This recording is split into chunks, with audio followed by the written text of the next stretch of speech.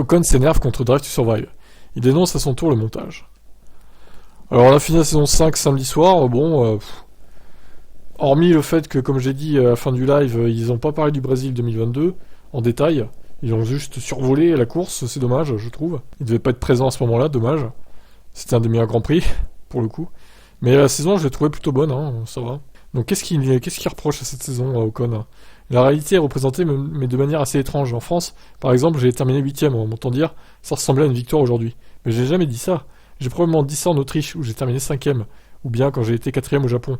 Mais certainement pas en France. Ces choses sont étranges, mais bon, je suppose que ça fait partie du spectacle. Nous ne pouvons pas nous plaindre d'être présents dans une série aussi populaire, mais c'est agaçant. Je ne veux pas donner l'impression que je suis content d'être 8ème. Je veux gagner, pas être 8ème. Non, ils ne travaillent pas avec nous concernant le montage et nous n'en aurions de toute façon pas le temps. C'est pour ça que nous signons facilement. D'accord, donc effectivement, au moment du Grand Prix de France, il y a l'épisode, je sais plus quel épisode c'est.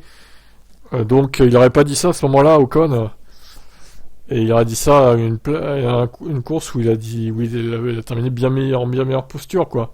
Que le Grand Prix de France, c'est vrai que 8ème, c'est pas terrible au final. Ouais, peut-être des montages un peu faciles, un peu mensongers. C'est vrai que c'est moyen, mais bon. Globalement, je trouve que ça va. Ils se sont améliorés par rapport aux premières saisons. Qu'est-ce que vous en avez pensé de cette saison 5 si vous l'avez vu? Ciao.